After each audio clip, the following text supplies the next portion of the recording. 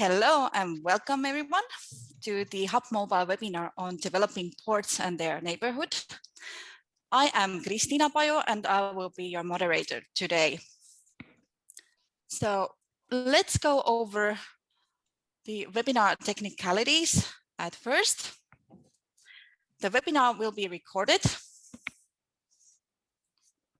and you will receive an email after the webinar with all the materials.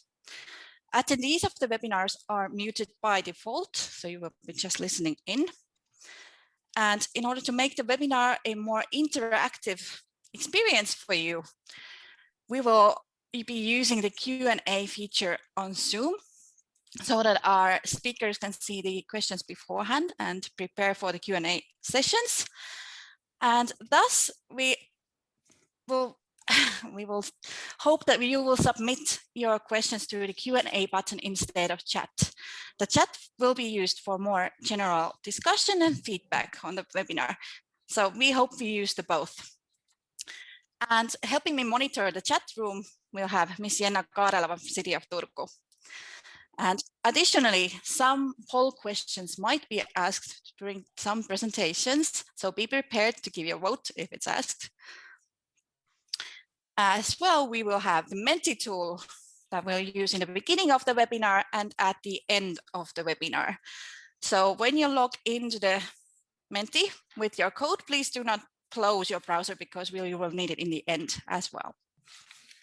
But before I can launch the Menti for you, let's shortly go over today's agenda. We will have 5 presentations and 2 Q&A sessions. All the questions about the first 3 presentations will be addressed in the first Q&A session, and the remaining questions about the 2 other presentations that will become after the Q&A session will be addressed in the second Q&A session. So keep in mind that there is no time allocated for questions straight after one presenter finishes. Therefore, they will be asked during the Q&A session. If you submit your question, I will then read it out to our speakers and they will get the chance to answer your question there. Okay, so now it's time to launch the Menti. So please go to www.menti.com and insert the code you can see on your screen.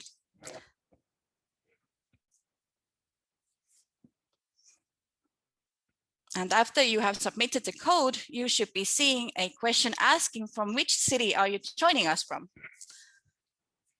That will give us an overview of where all our attendees are coming so we can have a word cloud.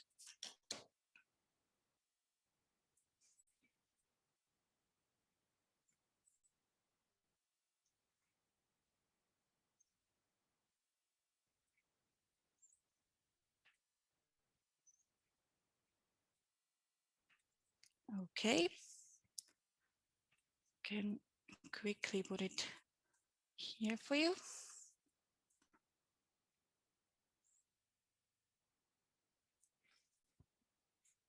Now you should be seeing the result already. So there's still time for you to go and type in your location.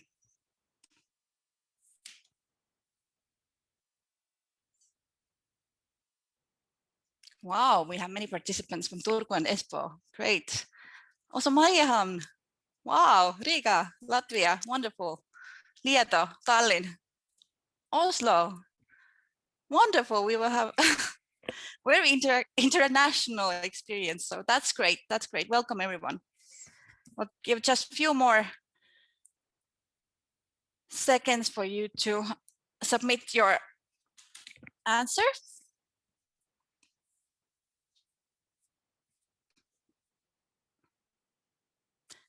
Okay. Let's close this now so we can continue with today's webinar so you can see where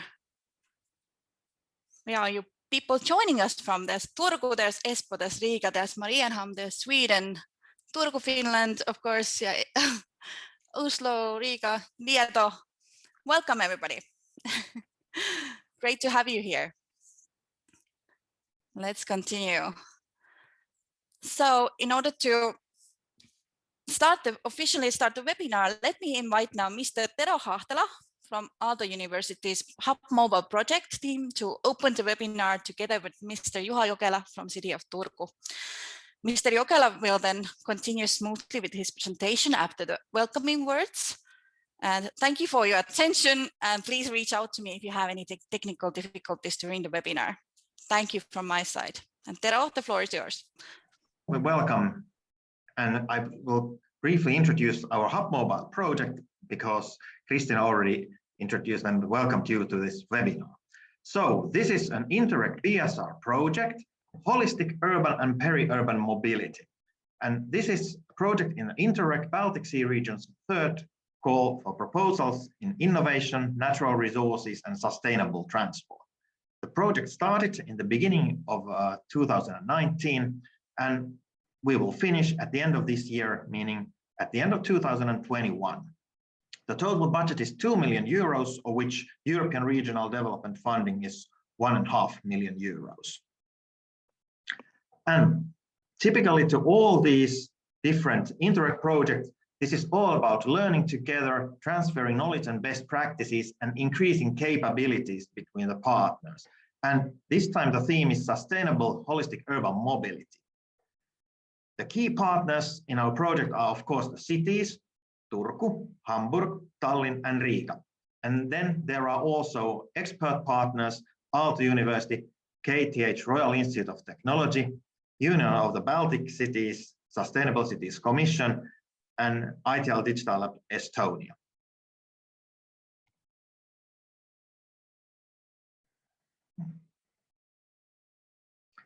And here are briefly what are our activities and outcomes.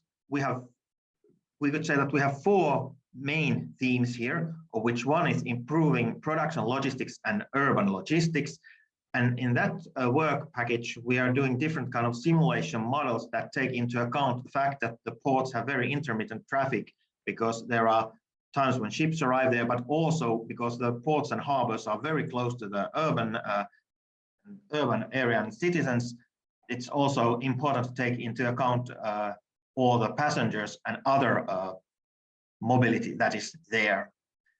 And to take more into account this citizens' viewpoint, we have also another work package for mobility management and the needs of residents, where there's also this purpose to understand the overall situation in passenger traffic in and around ports.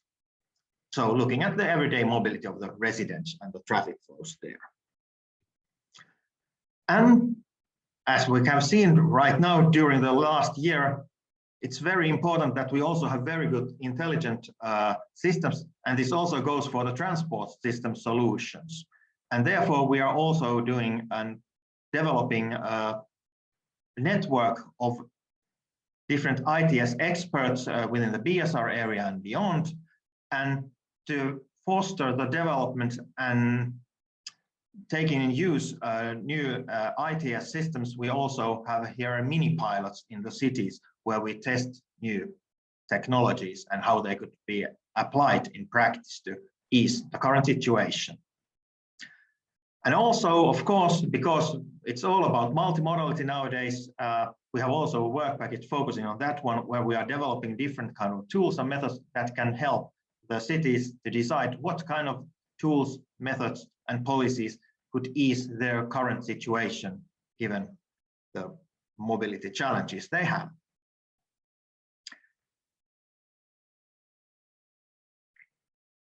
So I think that was all from my side. Welcome again here, and now I'll give floor or the screen to Juha Jokela from the City of Turku.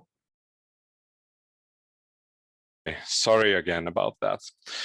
So my name is Juha Jokela. I work for the City of Turku, and I've been working for traffic planning for 20 years now, half of that in the City of Turku, and I've been working with the development of the port since it started about 3 years ago. Okay. So this is the current situation that the port is very near to the city center. The central square is 3 kilometers from the port, and it's close to the nicest areas in Turku. The riverside is very nice, and there is the castle, but the surroundings of the castle is very much hard faces, asphalt, and this kind of due to the port activities at the moment. So it was announced 3 years ago that there is a goal to make a new joint terminal for the terminals, which are now spread out into two different terminals, and that gives up quite much opportunities to develop the surrounding areas and the riverside especially. So we started after the idea in 2019 with the master plan. It was done finished in 2020, and this is the concept of the master plan that was made. So the principal ideas were for the joint terminal here in the blue screen, if you can see my mouse, and to get the new railroad connection. The current one goes through here, so this gives up much area to develop the city next to the river. The yellow and the pink areas are freed from the port activities to city development. Of course, there were also ideas to develop the traffic for the port and to the ferries, also the car traffic and the truck traffic, and that was through this route and through the interchange in the northern part of the picture. And then also connections to Ruissalo Island, which is on the left side of the picture, were considered how they could be developed with the connection to the port development.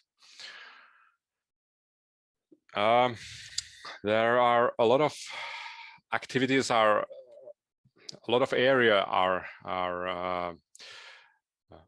on the western and northern side of which are large areas, but then there is a lot of activities that are close to the terminal.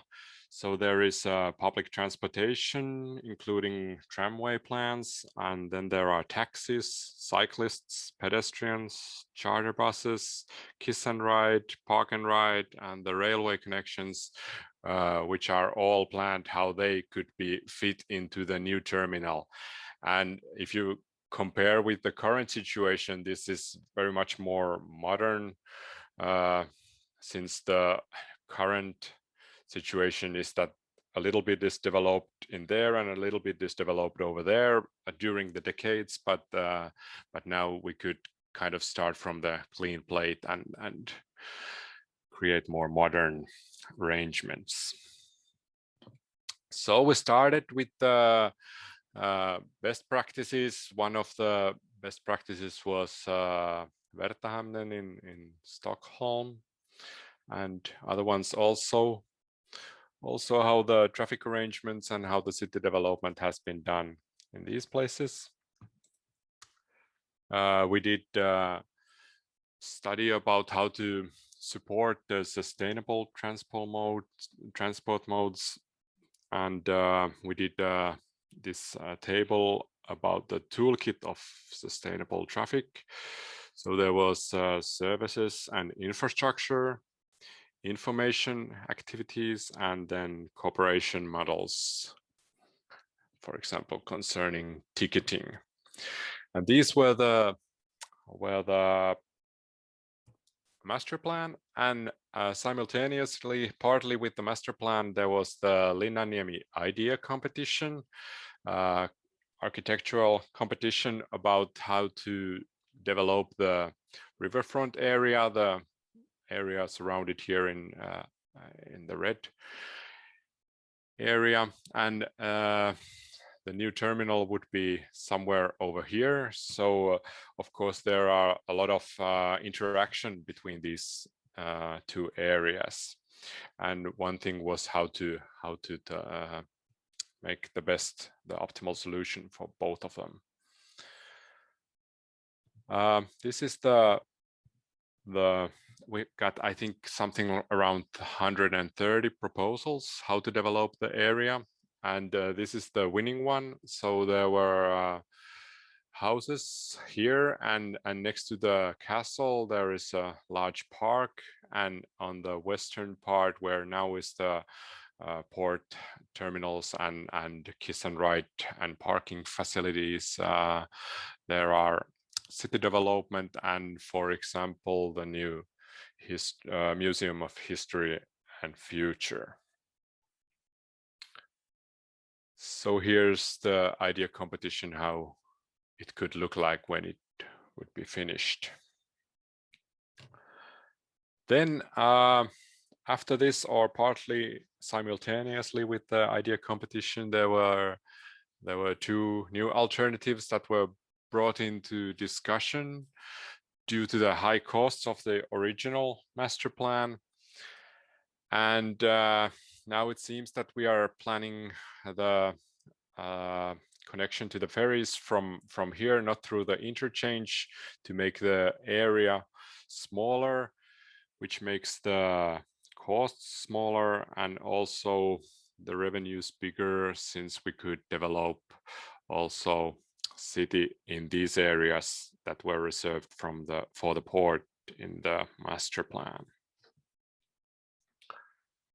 There has been a lot of interaction, internal and external interaction during the planning. There has been especially tight cooperation with the shipping companies, and with the external interaction. There's been interviews, workshops, online surveys, exhibitions, and for example, there is a virtual public hearing next week. And the goal is still to get the new joint terminal ready by 2025. So this was my presentation. Thank you, and hopefully you could hear and see my presentation.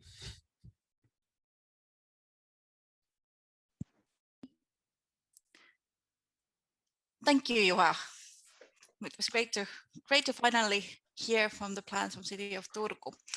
Yes, please, Magnus.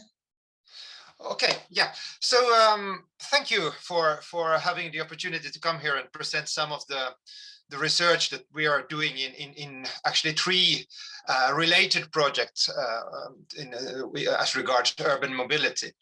And this is very close to my heart. I mean, how smart terminals and ports can be, what role they can play in the idea of sustainable urban mobility. It's something that is also sort of important for our university and the strategic profiling in terms of sea research that we've been that they have announced a few years ago. So I work as an associate professor at Åbo Academy University. Okay, there are actually three things I'd like to accomplish today. First of all, I'd like to somehow discuss and establish the role of smart terminals in the context of sustainable urban mobility. I'd also like to illustrate or give you some ideas of how this can be accomplished. And finally, I mean, this has been on the top of our minds for a year now. I'd like to just ponder a bit about how this pandemic that hopefully soon will be over, at least the worst part of it, how it will change mobility in general, and especially seaborne mobility. In my presentation here, I have material in excess, so I probably won't be able to go through everything. But I draw on basically these three projects that you see here, notably the Smart Terminals project, which actually when I saw Tero's presentation here, I can see a lot of, you know, connections and even same things that we are looking at, but from slightly different perspectives. We have also had a project, another Interreg project actually called Baltic Loop, which looks at the corridors west-east, east-west direction in the Baltic Sea region.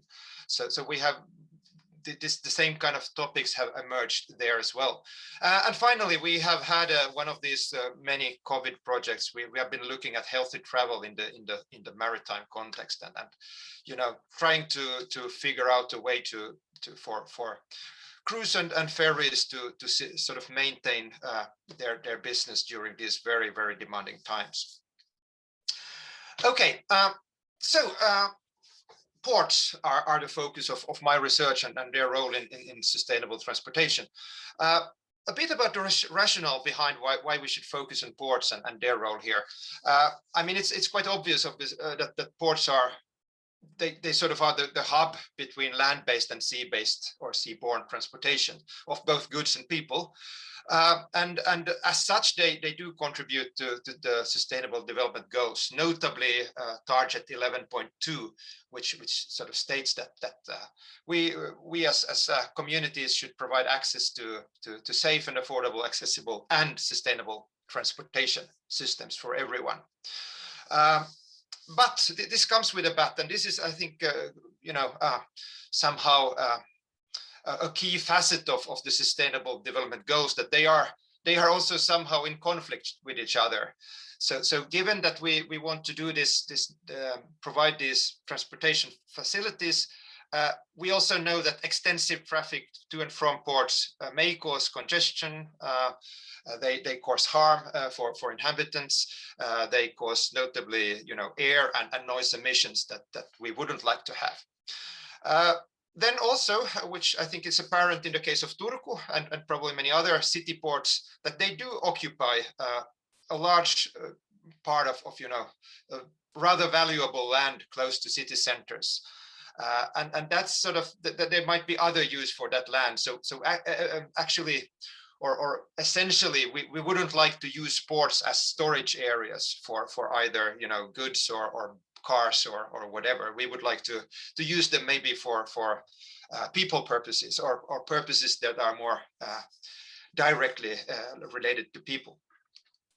Finally, ports are actually in a way, they are a bottleneck in many ways today when transportation is being digitalized, and we are even talking about, you know, autonomous traffic, autonomous shipping, and so on.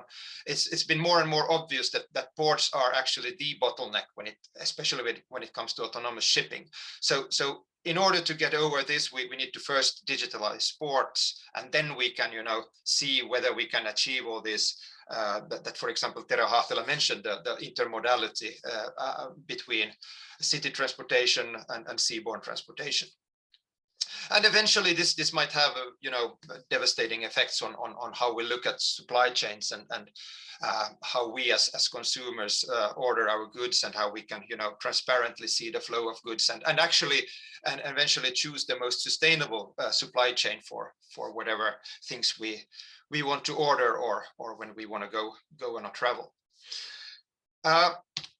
So given all those rationales, we set up a project called Smart Terminals, and some smart person came up with the name Smarter.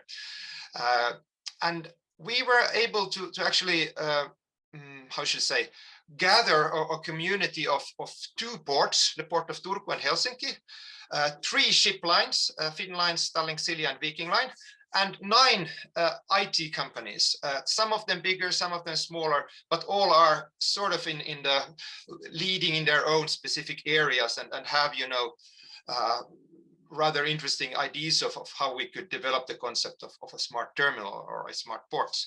And there are 5 research institutes also helping and doing some more basic research on these topics.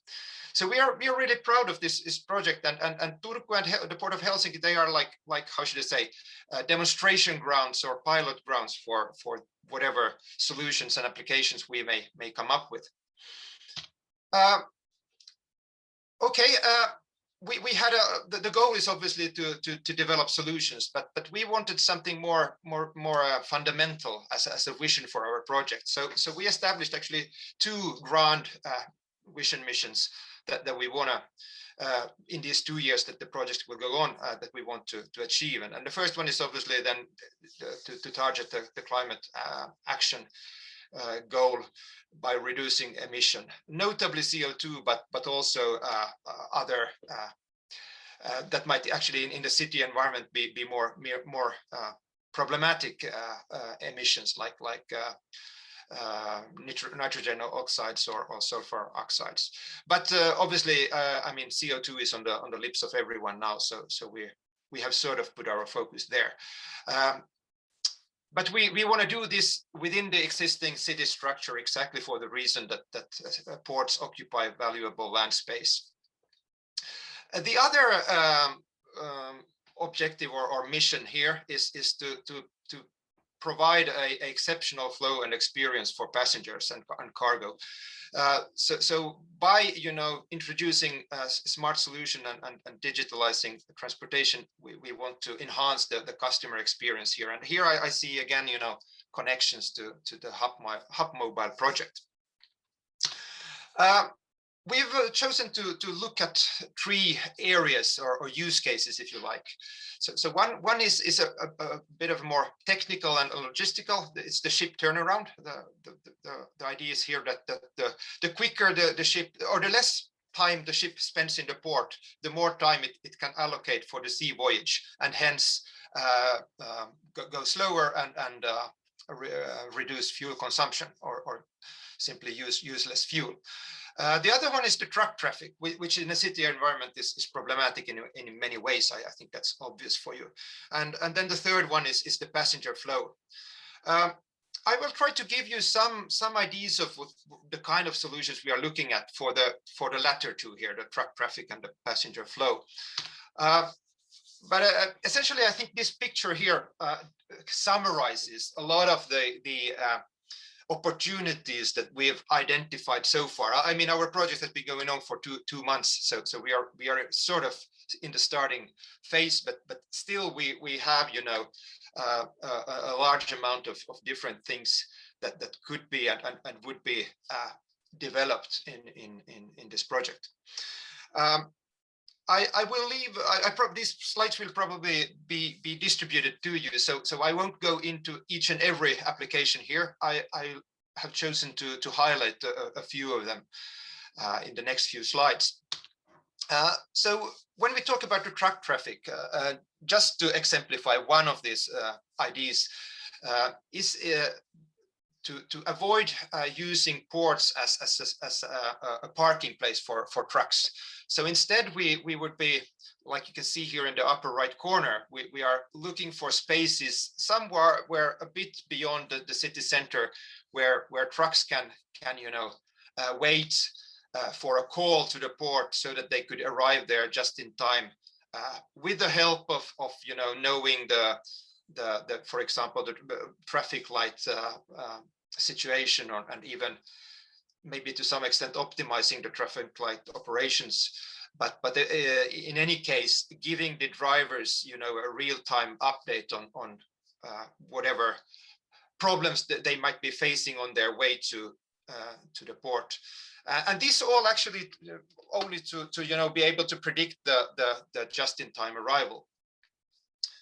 The next case is maybe closer to the HUPMOBILE topic, and that's about the passenger flow here. We are actually talking many things in terms of the passenger flows, but obviously one hot topic are these different mobility as a service concepts that may be introduced, and I mean, so far they are working pretty well, I think, in the city environment. Also in Turku has its own ferry application, for example, but so far I don't think it covers the sea journey or the, let's say, the connection to the for example Sweden. So our idea would be here to at least take a few steps to get this closer to reality, and also enhancing people coming from not only from the city but further away, to give them this accurate real-time situation, for example, when you are approaching with your car the port, and what routes to choose and what kind of obstacles that there might be, again to give you this feeling of yeah, I know exactly when I will arrive, and that will be enough for making it to the ship departure. And here I have actually one quite nice, if we zoom in on one of these use cases, actually is the smart parking concept. So if you don't want to take your car with you when you go to Åland Islands or to Sweden, you want to leave it in a parking place somewhere near the port, but it might be difficult to find this parking slot. But using cameras and connecting this into a, let's say, consumer-friendly, user-friendly app would probably give you this feeling of that yeah, I will find a parking slot and I will make it to the boat. Thank you for the Nodeon company for allowing me to use this idea of their smart parking concept. I think I will skip this slide. Finally, I will touch upon the pandemic situation. We have had one research. I mean, I think a few days ago, or some time ago, United Nations Tourism agency announced that tourism has decreased by 70% during this year, and obviously the ship lines and operators have been severely hit. We have done one exercise here together with the ship lines and the ports, where we looked at how we can guarantee a safe travel on a ship. And we've been through a lot of medical journals and looked at the efficacy of different measures. So I don't expect you to really go in and grasp this picture, but the conclusion here was that it is possible to a certain extent to allow, under certain conditions, allow or guarantee a rather safe boarding onto a boat. And obviously this causes some problems in the harbor because it takes more time. But again, our idea is here that if we can turn some of these procedures into smart applications or things that become a part of the daily routines when you enter or depart from a boat, then we can, at least to some extent, guarantee this safe boarding and avoiding that a person carrying actually any virus would enter the ship. We also approached some passengers and asked that those that have been traveling, that have you felt, how did the trip feel? Did you feel safe, or were you worried? And actually, among those who replied and who have had a trip, it seems that they are not very worried and they felt quite safe during the trip. And then we also asked that what made you feel safe during the trip, and obviously, I mean, these are things that we all are familiar with now, but also give some pointers at that.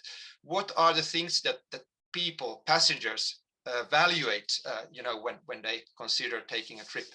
So again, it's social distancing, friendly personnel, cleanliness, and instructions that were on the top of the list here.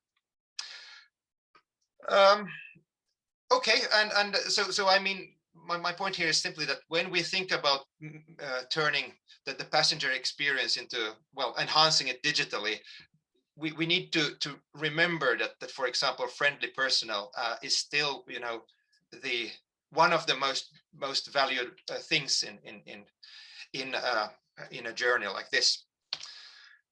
All right, I probably used up my time by now, but I tried to summarize my short presentation here in 3 points. So I believe, together with many others, that travel and mobility will make a comeback after this pandemic, but probably travel expectations and habits, behaviors may have changed, which we need to understand and take into account when we design the mobility of the future. Second, smart terminals, they have the potential to enhance the passenger experience, making it better in many ways, also safer. And finally, if we think more about the goods and logistic, smart terminals definitely do pose an opportunity in increasing the efficiency here, essentially by improving what is commonly denoted as situational awareness and the ability to predict events and so on. Thank you. Sorry for the rush here, but I hope you were able to at least grab the three takeaways here. And as said, I'm happy to distribute these slides after this seminar, and also looking forward to answer some of your questions.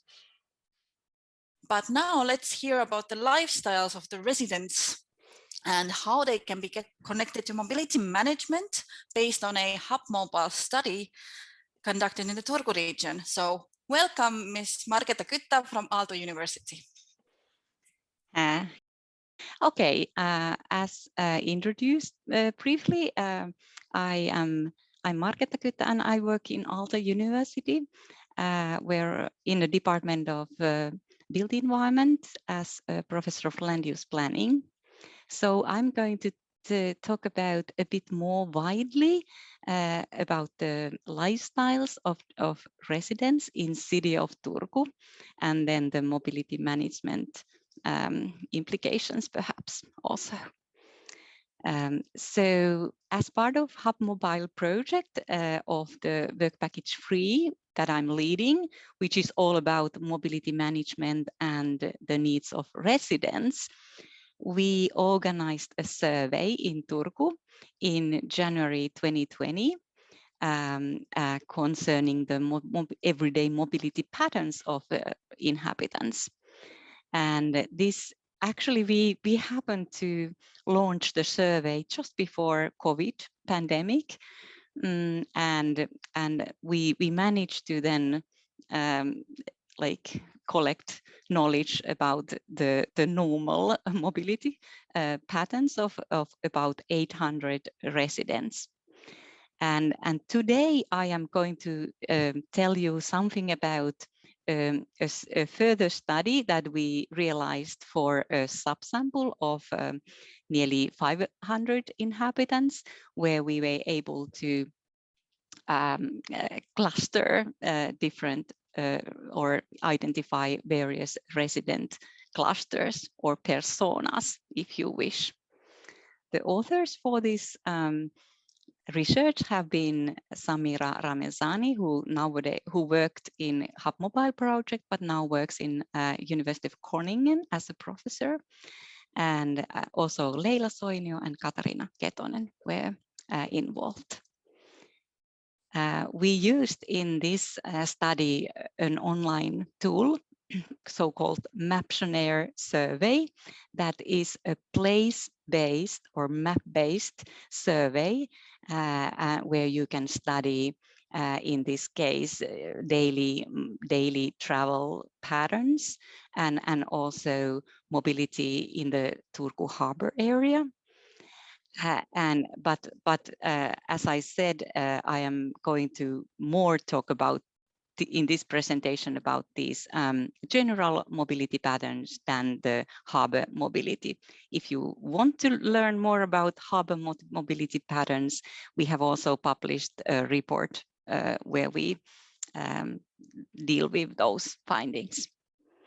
So as I said, we identified 4 different resident clusters for personas.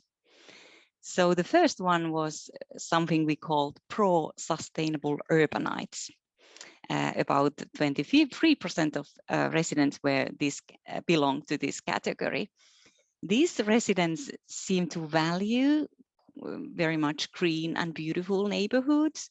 They prefer walking and cycling, and also good accessibility to public transportation and to the city center. Typically, these residents are females and a bit younger ones, and they most likely to live in intensive transit zones. So this was our first category. And the next one was multimodal price-conscious residents, a bit bigger cluster that are very that use several different transport mode in a flexible manner, but they are quite cost sensitive in their travel mode choices. They seem to value functionality over attractiveness. Very often these members are males and highly educated, but with limited budget. The first two groups seem to walk really in their daily life, walk more than the following other two groups, even in wintertime. And they also cycle more and use car less, regardless where they live. And who are then the last two groups? Well, time-conscious suburbanites are the next group, and these people value quiet suburban life, green neighborhoods with very good proximity to schools and recreational facilities. And as the title says, they are very time sensitive and quite car oriented. Typically, these are high income residents who have often children, and they own at least one car. And this group is least likely to live in intensive transit zone, and they use quite a lot of car regardless where they live. One more group, auto-oriented residents who prefer good access to main roads and district shopping centers, value the cleanness of the neighborhood and spacious housing. These are rather old residents who live alone or with a partner. And they really live quite car-dependent life, but decrease their use of car if they live in intensive transit zone. Yes, and now it works. Yeah, good. Sorry about that. So let's see what happens if we also ask the perceived health of the members of different clusters. Surprise, surprise, the group that feels themselves where the perceived health is highest is pro-sustainable urbanites. And auto-oriented was the group where the perceived health was lowest.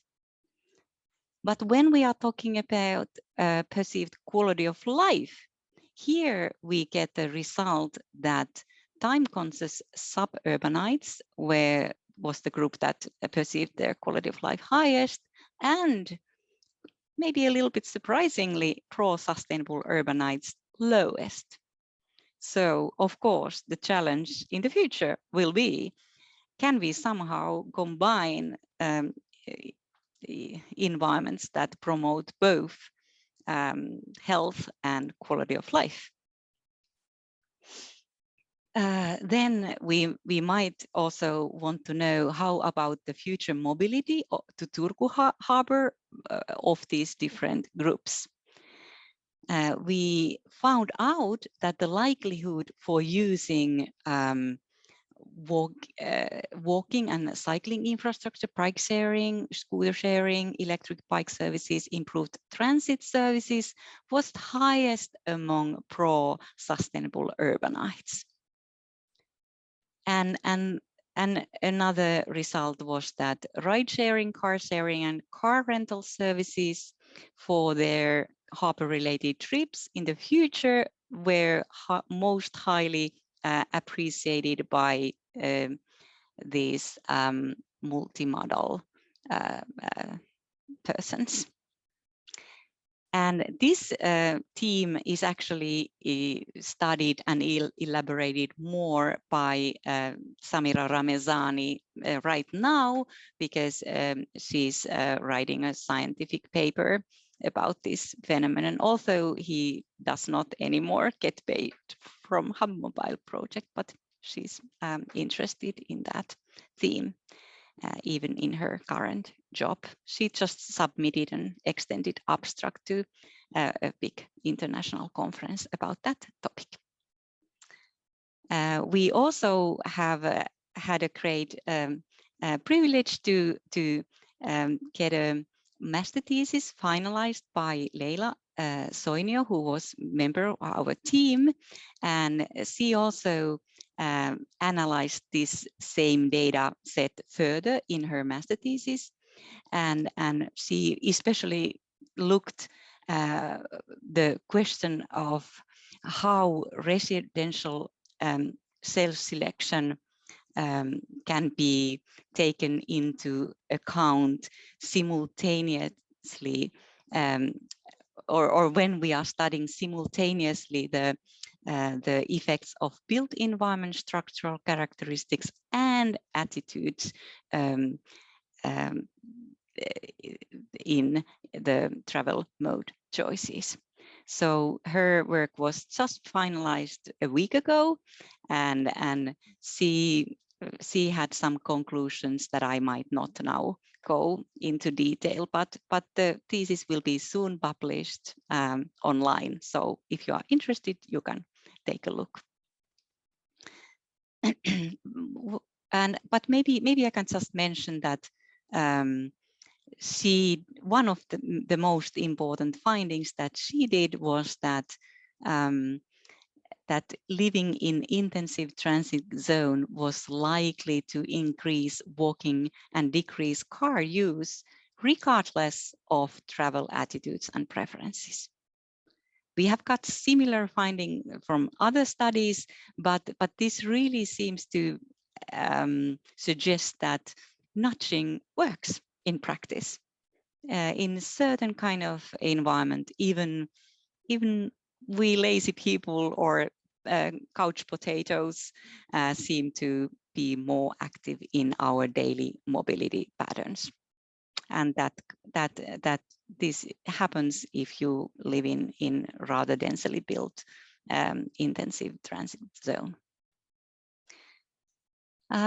These results that I have briefly now described can be, in our understanding, used in transportation and land use planning, for example, when trying to find different markets segments that certain transport mobility management strategies could be targeted to.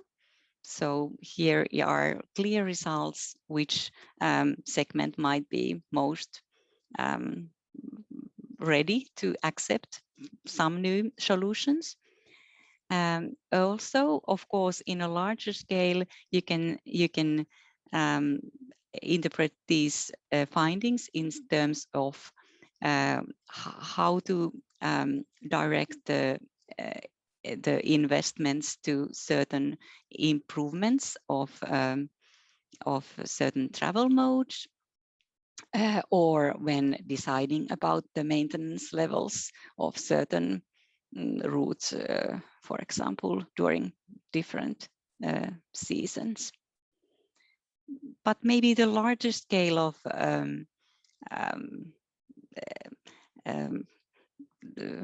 of application for these kind of results relate to decisions concerning land use policy more generally.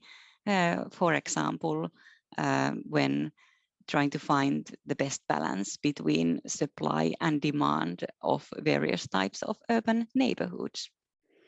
In my view, we should do everything we can to make sure that more people are able to live in intensive transit zones where the nudging really seems to work.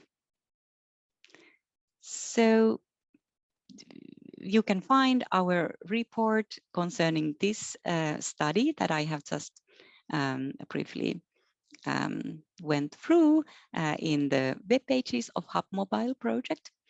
So it is quite nice, also visually quite nice, thanks to the work of Katarina Ketonen. So, and next currently we are concentrating on a new task together with Riga, a partner. We are developing as part of our mobility management guide book. We are developing also a toolkit for cities, how to realize participatory planning, trying to involve as many people as possible to our mobility management and our transportation planning projects. So that kind of toolkit is coming. That was all from me today. Thank you very much for listening, and sorry for the technical hassles. Thank you, Marketta. Now we will move on to the questions and answers session. So you will have a minute to still submit your questions if you have them, and our panelists will be answering to all of you in a written format, but we will also be addressing at least 2 questions per speaker live. I will be reading your questions out, and let's start first with Magnus and his presentation. So I've seen Magnus has been actively answering the questions already in the Q&A section, but let me quickly ask Magnus, what are the currently biggest bottlenecks in passenger flows? If you could briefly go over that live as well.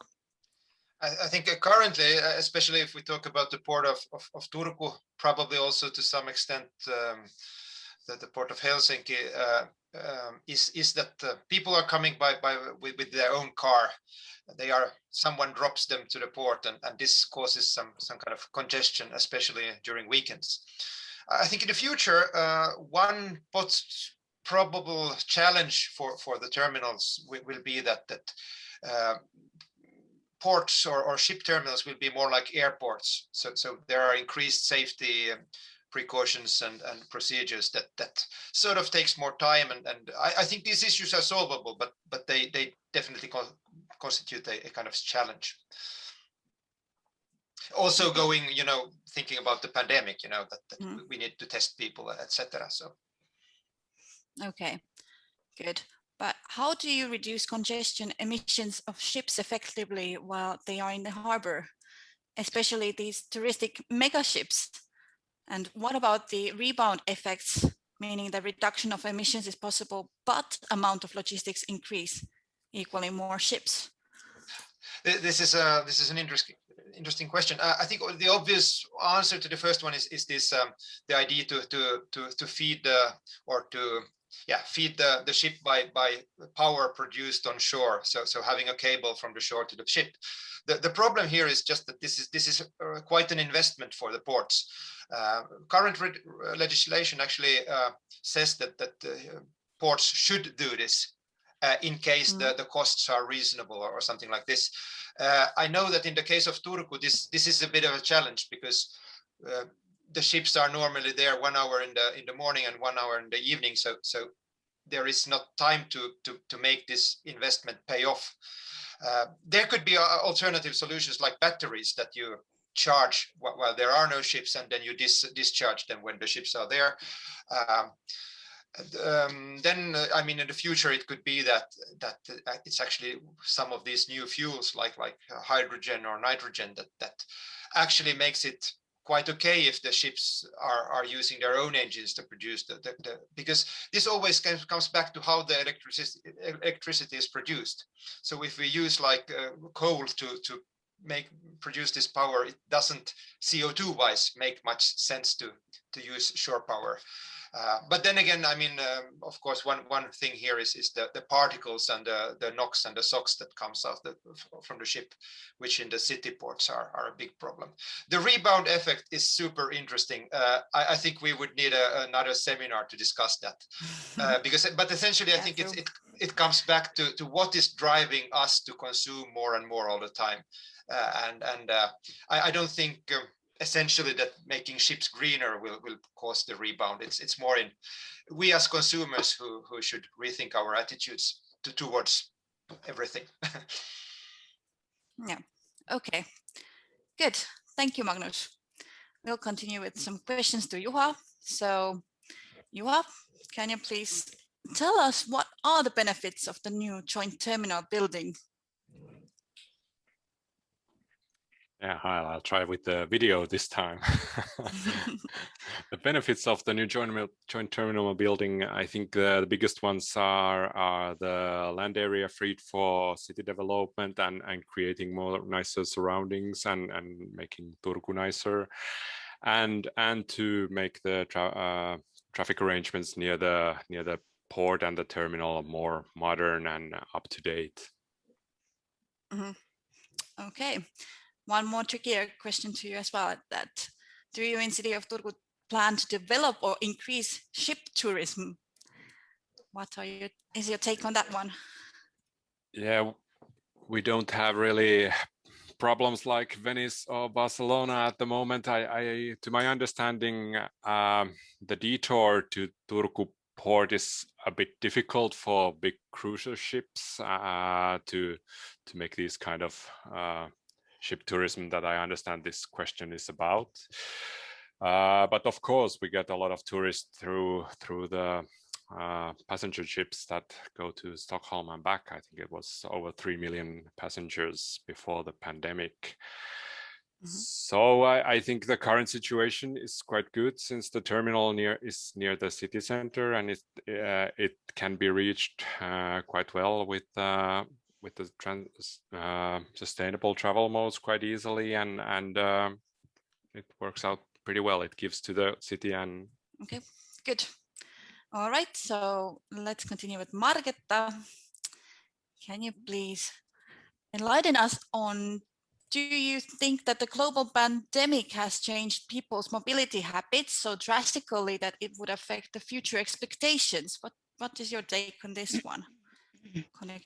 Well, we know already that active mobility has gained more ground in many parts of the world during pandemic, and unfortunately, some people also have started avoiding public transportation. So that is surely a problem. But as a whole, our everyday life is different now during pandemic.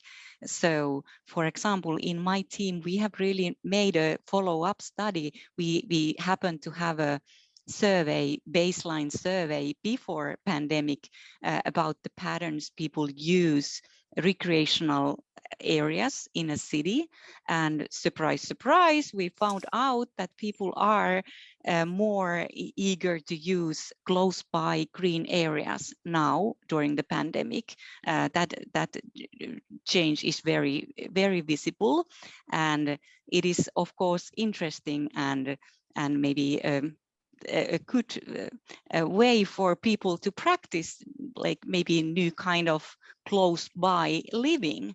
And we are also planning to repeat this survey or this study once more after COVID to see whether these new learned mobility patterns or use of close by areas have stayed. And again, we are actually identified two different groups, like true nature people and then the rest of us, the majority. and what was interesting was especially that these true nature people seem to go even further away to avoid crowds, and they were maybe more bothered about these new big groups coming to the nature areas, but the majority was the group who especially was learning new habits. And it will be super interesting to see how these new learned lessons have then stay in the future, but nobody knows that at the moment. Yeah, I agree with that. Looking forward to this new study. But what about the very low income people in terms of changing their behavior or nudging them towards different mobility choices? What do you think about that? Well, obviously, active travel modes are very cheap travel modes. Walking is almost is basically free, and also bicycling is not very it doesn't cost much. So all the efforts cities do to promote or give people an opportunity to live that kind of lifestyle where you can really rely on active mobility mobility choices is, in my understanding, very equal policy too. So this 15 minutes city that is nowadays talked about very, very much, in my understanding, promotes ecological, social, and economic sustainability. So I'm very much voting for that kind of solutions. All right, thank you. That was very good answer and a good way to continue. And thank you for a lively Q&A session. Thank you everyone for submitting your questions to our presenters. And let's continue with the webinar. So let me invite our next speaker, Mr. Teemu Suraka from Aalto University, on the virtual stage. And he will be sharing the HUPMOBILE tool for assessing sustainability. Welcome, Teemu. Hello from my side. So, and it should be perhaps a plural. So we are making multiple tools that are aimed at assessing the impact, whether it's a potential impact in the future or whether it's a realized potential or realized impact of a solution that has already been implemented. This presentation has a sort of 3 journeys. So a journey from our idea to the final products. It's also a journey from aims of the project to the hopefully usable tools. And it's also a journey from suburban to urban mobility solutions. Hopefully I won't lose you during this journey. The examples that I'm using from the Turku region are in fact from or are made in a tool that is still in the publishing pipeline of our project, but I will be using them to highlight all of our tools in the impact assessment. But starting from the idea or the sort of background,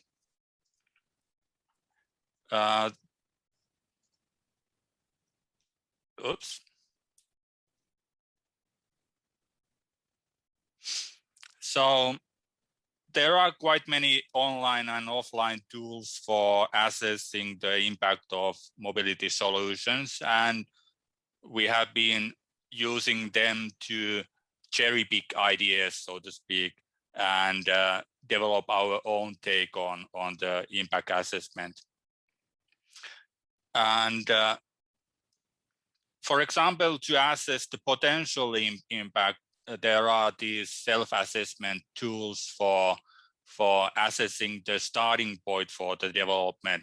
For example, this Green City tool that is available in the European Commission site is well, one example.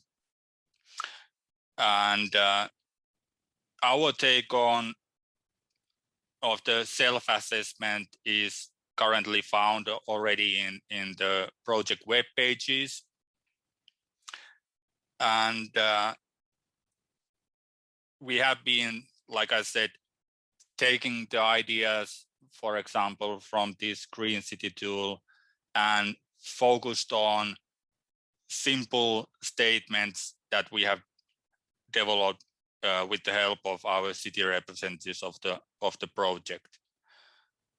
And this is just an example of mobility solutions and with this I want to highlight that although much of the discussion before has been about quite many urban mobility solutions, in our project the suburban or the peri-urban areas are also into focus. So our take on the self-assessment is hopefully helping people to think about solutions that are aimed for a little bit smaller user base, that are aimed for areas where the existing solutions are not that extensive, and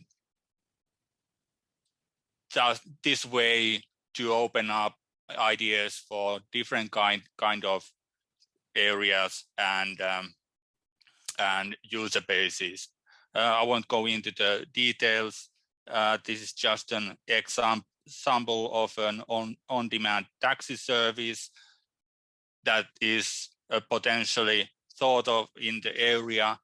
And while the Green City tool uses simple yes and no, simple questions with yes and no answers that are aimed for the city planners, our approach is simple statements that are usable hopefully for different kind of stakeholders in thinking about these different mobility solutions. So for example, you could take this self-assessment as a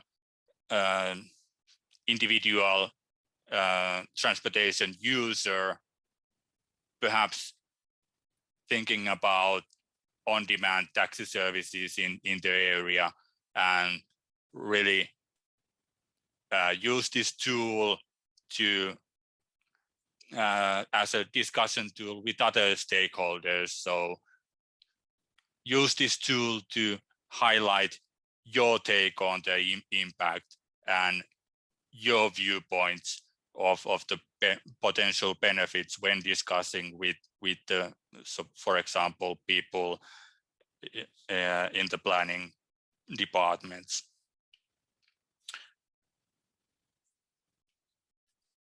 The self-assessment tool consists of 16 of these indicators that are then combined to make a picture of the current situation in the area, and perhaps pinpoint areas to be still improved. Like, for example, in this example, the parking policy could be more detailed, communicated or developed further.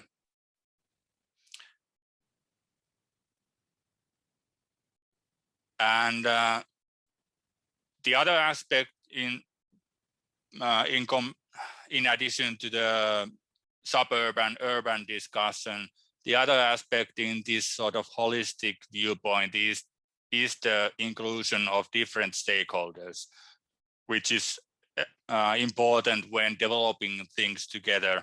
For example, in these fairly joint tickets where there are different stakeholders developing the mobility solution together, and those viewpoints may need to be combined or well combined to have an effective solution.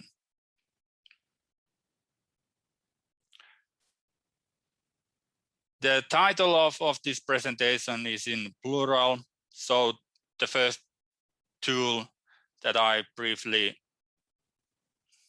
described was about the sort of potential impact. But of course, the more traditional way of impact assessment is to look at the realized impact or the situation in the cities, and perhaps compare cities like in this tool from the European Environmental Agency. And the tool that we have in the pipeline is also looking at the impact of these realized solutions. So solutions that are not anymore pilots or some projects, but solutions that have some usage and lessons learned already. And from this tool, we have cherry-picked the visualization style and also the focus for a single sustainable area. So we are looking at the sustainable mobility and not the other sustainable aspect as in the city tool.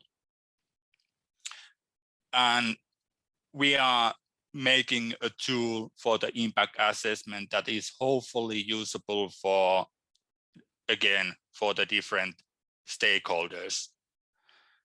So basically, we are looking at these stakeholders or the categories of stakeholders that we want to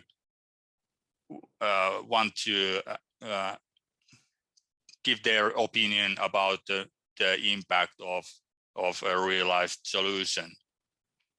And this is for helping spread the lessons learned, helping to build a database of best practices or usable solutions.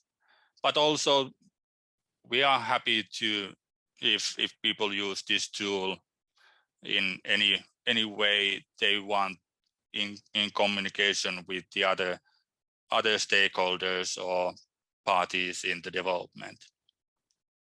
The 16 indicators that were used in the self-assessment are also included in this city section of the impact assessment. So there will be a connection between the self-assessment and these solutions that are thought of or have been assessed by the stakeholders.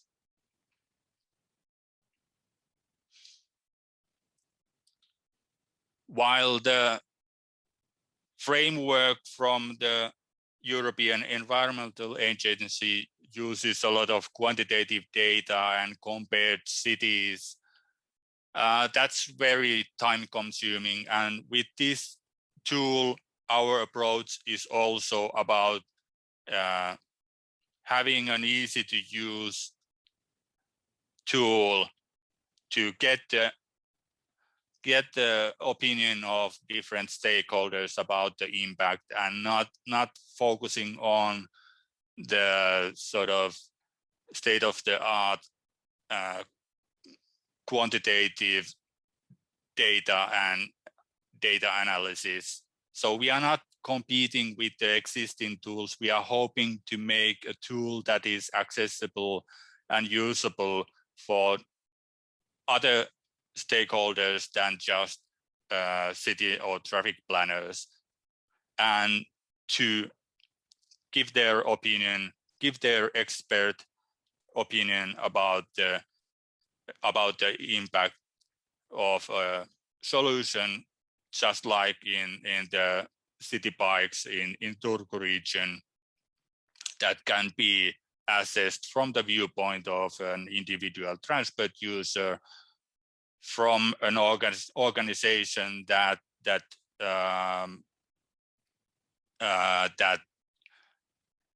includes them into their service portfolio or offering, or are active user of this mobility solution, from the viewpoint of transport authority that is organizing the mobility in the area, or the city or society representatives that are thinking about the other connections to the other goals or the other public goals. So this was my brief take on the tools. If you need more information, you can contact me. Like I said, the impact assessment tool or the framework is in the pipeline, and we will be publishing guideline for other cities to publish their mobility solutions so that we can get a nice database of lessons learned and the conditions for success. So thank you from my side. Thank you, Teemu. And let's continue to the last presentation of today. Let me welcome Mr. Liivar Lutz from the City of Tallinn and Mr. Ralf-Martin Soe from ITL Data Lab to present the mini pilot's case on adaptable traffic lights from Tallinn. The floor is yours, or the virtual stage.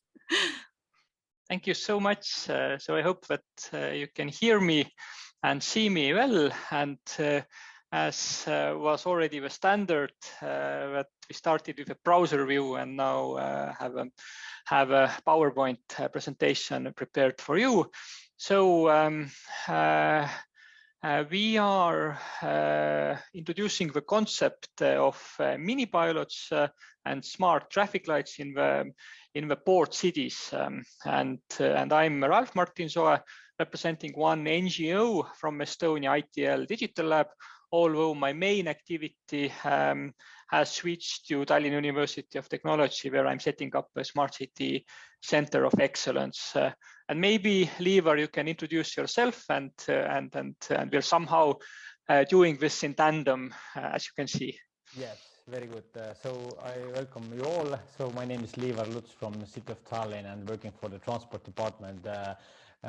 Project manager and mainly working with transport-related projects, topics like ports and cooperation with Finland and Estonia and further on. Okay, and this is also another way of seeing us. This represents, if you come back to one of the first presentations about the project, HUPMOBILE project, this represents the work package 4 and intelligent transport system part of that. And here we have 3 core activities. One is building the network.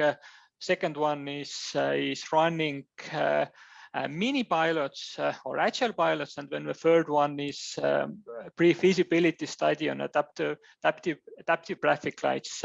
And we have shared this internally in a way that I'm going to present the concept of mini pilots with the first process update in all 4 cities involved as well. And then Liivar will go more in depth with adaptive traffic lights pre-feasibility study, which is also progressing in the city of Tallinn. So very briefly, mini pilots show how cities can solve mobility challenges with application of novel solutions. And as today's topic is mainly rated around ports and its neighborhoods, then it's very important to mention that the concept of agile piloting as such also has quite strong roots in the port areas. And we also were involved in another project called Finnish Smart Mobility that was led by City of Helsinki, where we tested out various inbound and outbound mobility pilots and also mini pilots in the context of ports. Helsinki and Tallinn. So this is something that has roots there, although in the case of mini pilots in the HUPMOBILE project, maybe the most correct way of putting this is that this neighborhood part is very, very important here, that we're dealing with mini pilots in the port cities, but not only exclusively with port areas. So the concept itself, in a nutshell, as you can see on the slide as well, is to roll out novel ideas into actual urban services and products in a more agile way, meaning that usually this innovation process in the case of cities as large public institutions is a very complex and time-consuming process, and the mini pilots help to make it more experimental and introduce kind of design thinking components, and meaning that the idea is to test as soon as possible, and then build up a larger pilot or larger implementation based on the test. And I think as a broader context, this also lies very well into the living lab concept, meaning that our aim is to take the ideas to the city streets as soon as possible, meaning that the typical innovation process in a city takes years before a solution can be implemented. But the concept of mini pilot is something that to look for the ideas that can be tested quickly, and then based on that can give input to maybe like a future bigger pilots, and hopefully actually latest as well services as such. So 5 important components of those mini pilots are that, first of all, they are challenge based, meaning that really it is important to map the problems as such that drive the need for new pilots and later new services as well. And another thing is that mini pilots are expected to develop actual prototype or at least actual concept. So it is not only a desk research, but it involves some kind of actual prototyping as well in a very limited time period. So usually it's 1 to 2 weeks, in some cases in this project as well. It can go longer as well to 3 or 4 weeks, but usually the kind of minimum threshold is 1 to 2 weeks, although it can be longer as well. And then I said that a very important part is this living lab concept and co-creation in general. Then idea is to involve actual people, citizens, and stakeholders to a process. In our case, it's very often stakeholders, like other companies, for example. And from a project perspective, one mini pilot is around 20,000 euros. So from an innovation investment side, it really is a very small scale investment. But the attractive part there is that companies that are interested in this, and to some extent university researchers or students as well, they see cities as a good test grounds as well, that they can take some idea and test it out, and later maybe if it works in one city, go and scale it up to other cities. So even if the funding is small, there is quite real interest from the community to actually test out some of ideas.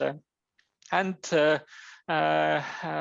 we implemented this concept in the cities of Tallinn, Hamburg, Altona region within Hamburg, Riga, and Turku. And here, very briefly, I will walk through all 4 cities, but cities themselves have been running the show, so to say, and have been planning and implementing their mini pilots themselves. That being said, is that if you have further questions, requests regarding one specific mini pilot, then I'm happy, or we are happy from HUPMOBILE side, to connect you with the cities that have been working on them as well. So in the case of Hamburg, they are interested in implementing a network of micro hubs, and their last mile cargo bikes is one of the examples, one of the first examples of those micro hubs. And the target is to decrease motorized traffic. And this mini pilot is, as a first micro hub, is located in the main station in Hamburg Altona, and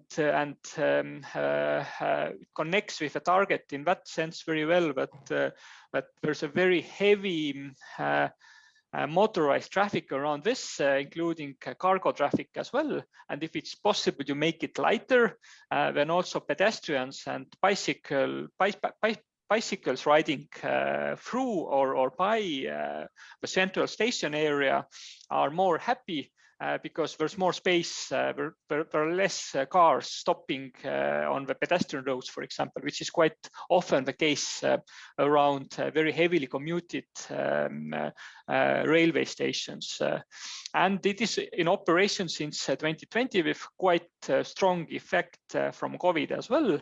And here it was very important and difficult to identify this suitable urban place for testing out this idea, as it is very rare in densely populated areas. And the key partner here is Deutsche Bahn Smart City. The second mini pilot here conducted by the city of Turku, where a lot of you actually are from, as we heard and saw from the beginning, is related to managing through traffic in the city center, and especially private car through traffic. And the idea there for a mini pilot is to do the registration or license plate study to understand better the volumes, routes, and vehicle types that go through the city center. And the positive news in this case is that this pilot is very soon to be started, and it runs approximately 3 weeks altogether, with some slots in between, if I remember it correctly. And the key partner to deliver it is Northern, that was also mentioned in another presentation, as you could have seen. And let's hope that it really benefits the urban challenge, and the bigger picture there is that some very important planning related changes have been opening up this mini pilot as an opportunity to actually launch it. Then we go to the city of Riga, where mini piloting is still in the design phase, so it's not going to the street right now. But this is maybe the closest to connecting the port and the neighborhood as well. So it wants to implement smart mobility solution of Freeport of Riga, and then make the transport system more integrated with potential value generated, end value generated as a clean air and water. And very importantly, so this is still in work in progress, and we don't know exactly which mini pilot will be selected. So it's a bit early to mention it, but the City of Riga wants to collaborate quite a lot with students as well. So maybe this will be a bit different from a design that it involves students implementing the mini pilot as well.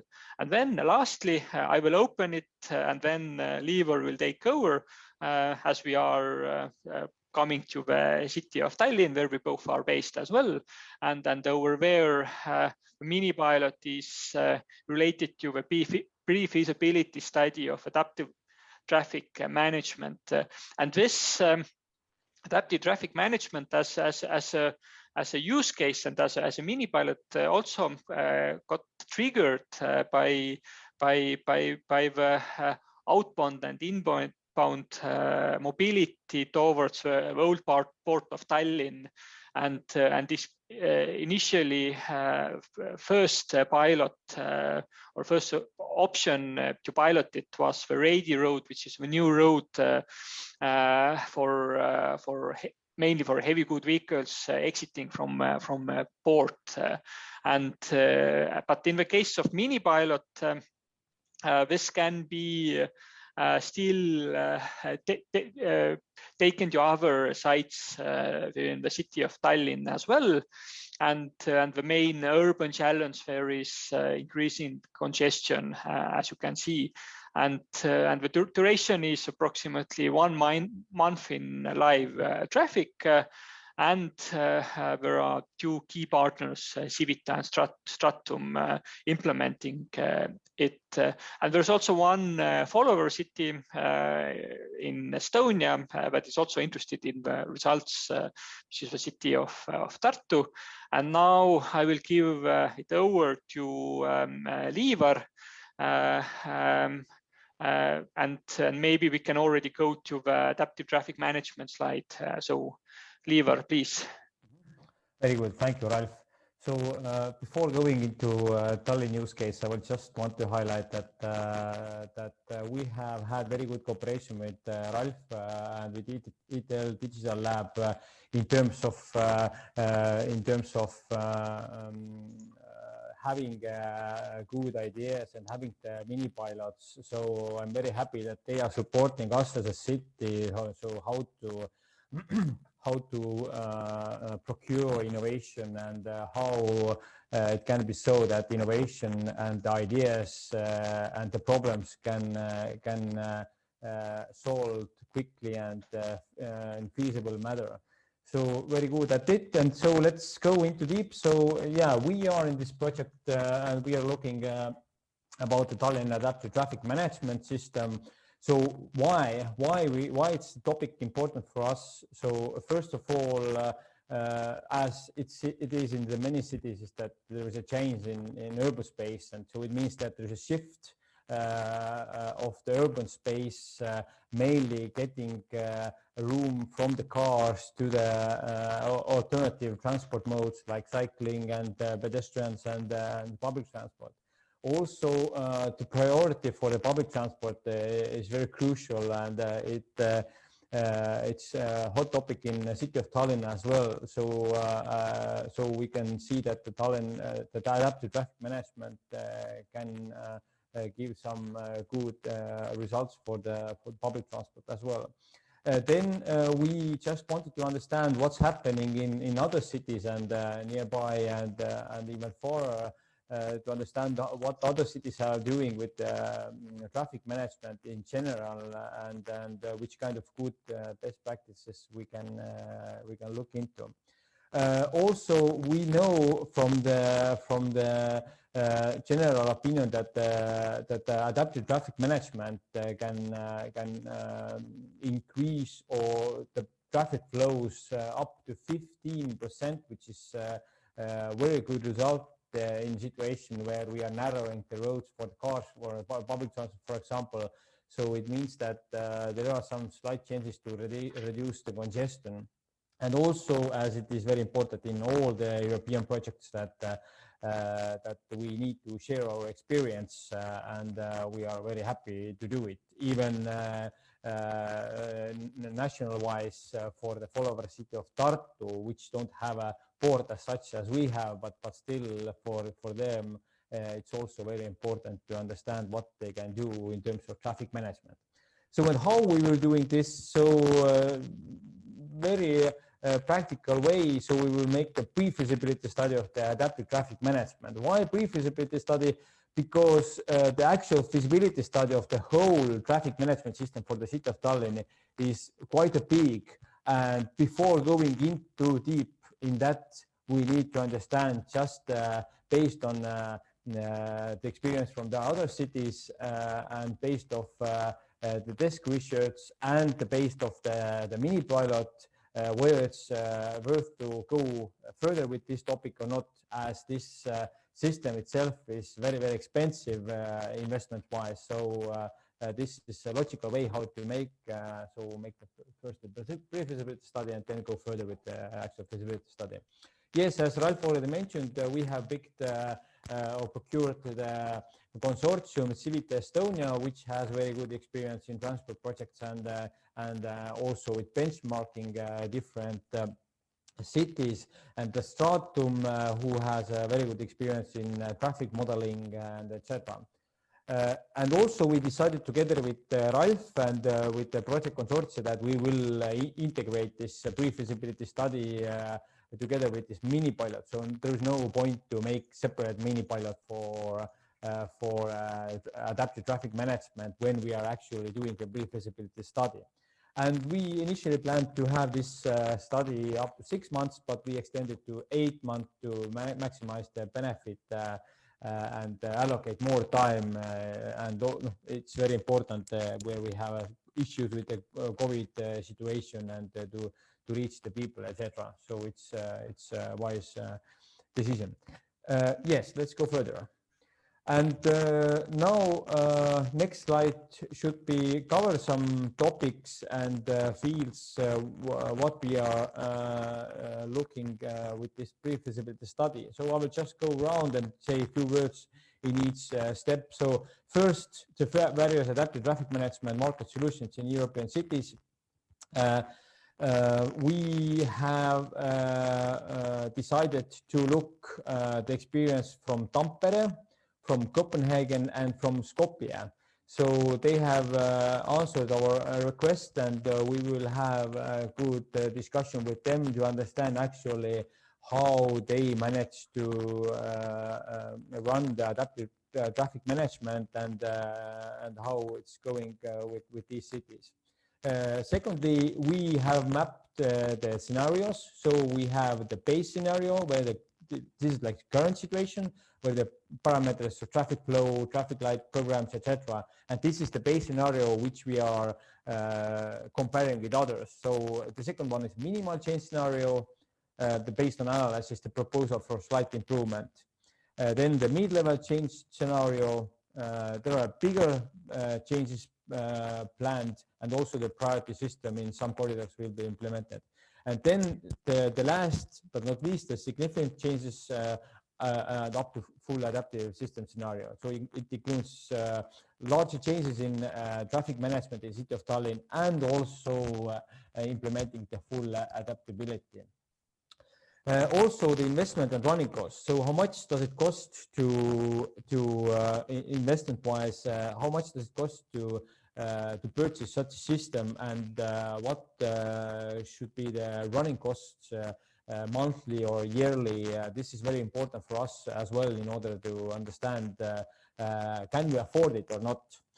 Also the traffic flow estimation. So as I already mentioned that it can be increased traffic flow up to 15%, but still looking into deep, mainly that the Tallinn situation, and as we have the butterfly shaped city, so how the adaptive traffic management in different corridors can increase the traffic.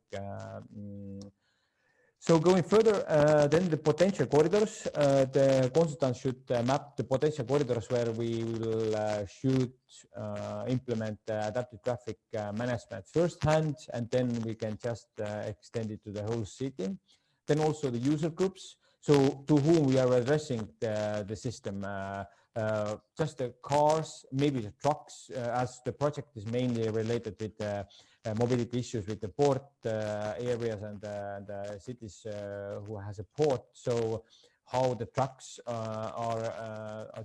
traffic is managed, and also it's quite well known that in adaptive traffic management, the pedestrians are the weakest user groups, because it's quite tricky to count the people who want to go other side of the road. So it's quite tricky, but we will have a way of that. Also, the traffic safety, it means that if there is no how to say, for the user logical way how the traffic lights are working, then the people can get angry and take the intersection with the red light, etc. And also the passenger, the pedestrians who need to wait a bit longer as they have used to it. So how it has affected the traffic safety. Also the data layers and soft of the city, and also the shortcomings. So what kind of data city at the moment is collecting, intersection counting system, etc. And what should be added more, what kind of data should the city gather additionally in order to implement adaptive traffic management system. As already Ralph mentioned, the Reidi Road, so we decided the Reidi Road, the Reidi Street is actually built, and it's actually, we have implemented some fragments of adaptive traffic management, but this was procured to the reason that we have the Svarko system, and it should be integrated to the Svarko system. But now in this feasibility study, we have we hope to get the full analysis, which kind of options, market options there are, and which kind of companies can provide us this service. So we don't want to just stick to just one company. So we will make the Reidi Road audit as well. The integration of new technologies and transport modes. It means that all new technologies like automated vehicles. So we are planning to test it in the City of Tallinn with other projects, but still how they are interacted or how they can influence the traffic management. Also different shared economy models like cars, like taxis, like bicycles. What kind of data they are basically generating lots of data, how we can use this data, and how we can use this data in order to assess and manage the traffic much better. And last but not least, we hope to get the terms of reference guidelines for the city. So it means that if one day we will want to procure, put together tender process for having this adaptive traffic management system, then we need to know what is the baseline and what is the guidelines for us in order to have these systems. It's quite tricky to procure these systems, so we hope for the consultants to get some kind of guidelines to work with it. And also just to go further, next slide, Ralph, about the mini pilot area.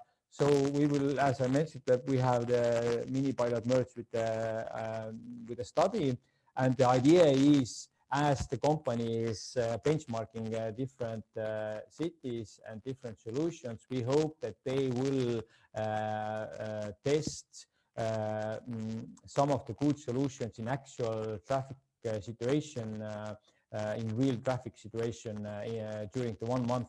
And just to see in the picture, so in the right side you can see there is an old harbor of City of Tallinn, and we decided that the red circle is the intersection where we have this mini pilot, and it's very difficult to pass. And also there is a tram line, so tram is also passing this intersection. And we picked this also to the reason that from the left picture you can see the road is going to left. There is the Paljassaare port as well, and also there is a heavy good vehicles driving through this intersection. So we want to see how this influenced the heavy good vehicles traffic as well.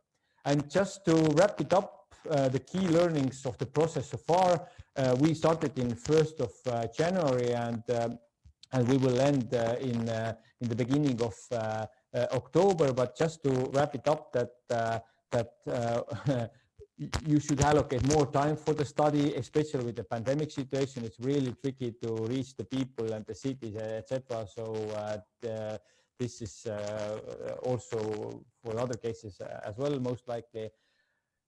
Secondly, there is not much experience in this field, and I just very interested that a couple of cities have something done, but still it's very vague area, and using the artificial intelligence in decision making in the traffic management is not very used.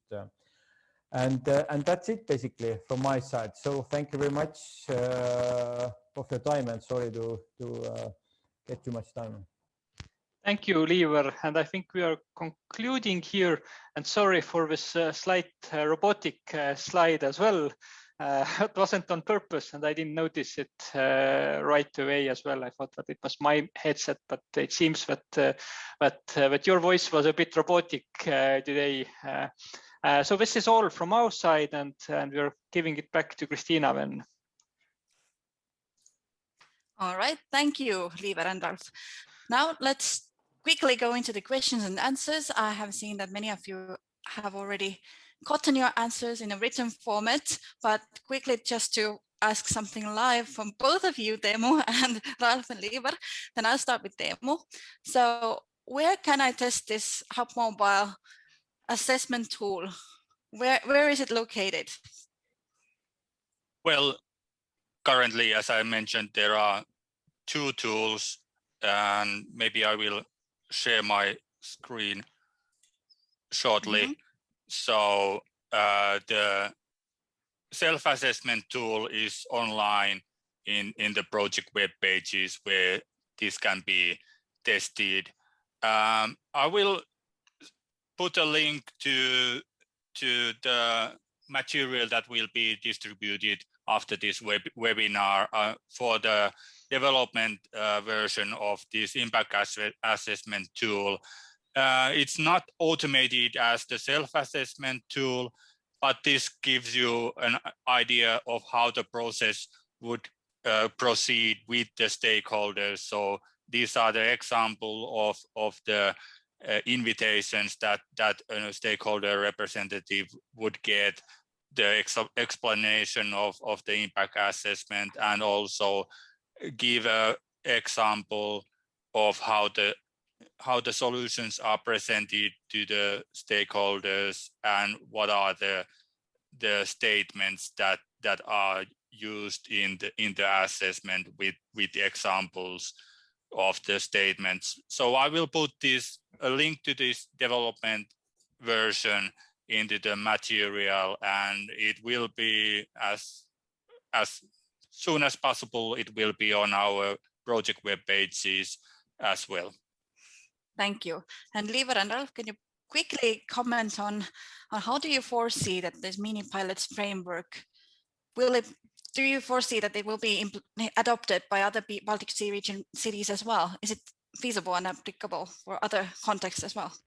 Yes, this was exactly the point why we started, that you actually even go out from the city of Tallinn and Helsinki, and then we reached also Turku, Riga and Hamburg with them, and we have already drafted the first kind of conceptual paper how to do it as a conference paper pretty much, but later after the mini pilots were conducted this year, we're planning to publish like open report on how cities can follow up the same steps, and how we can launch those mini pilots in their cities. Okay, good. Looking forward to that. All right, we are running a bit out of time, but let's continue with our agenda.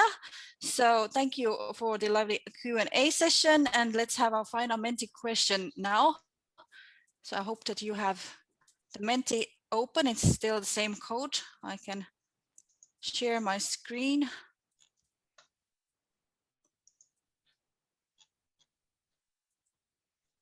Here we go. Okay, can you see the Menti?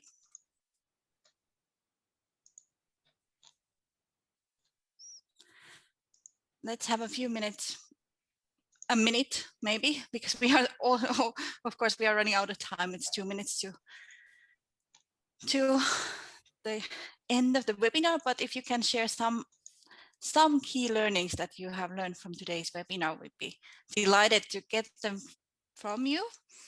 And just to promote, we will have tomorrow the second of the 2 HUPMOBILE webinars. So it will be called the Seamless Sustainable Mobility. It will be held at the same time from 10 to 12 Central European time. And you can find the link in the chat. If you haven't registered already, there's your chance to join us tomorrow as well. You are very welcome. But I would like to thank from my side, and when I will leave the Menti open, but I will give the floor now to Tero to conclude the webinar as we are reaching the time. First of all, thank you very much to all the speakers and also to the audience. I think that we have had very good questions and also answers today. And as we can see, this is very crucial topic. These ports are very important to us, and we know that there are many different stakeholders involved there, and therefore we need very many different kinds of methods, tools, and approaches to achieve the best possible sustainable, holistic way, so that everything in future will also work nicely, and that we won't have any more too much of traffic, and they are like good living spaces for the citizens, but still have the logistics and everything running smoothly there. So I would like to once again thank you very much, everyone, and I hope that we see many of you and even more tomorrow on the other HUPMOBILE webinar, Seamless Sustainable Mobility. Thank you from my side again to every one of you. Thank you, everyone. Bye-bye. You can let's everybody go to lunch now. And we'll see you tomorrow.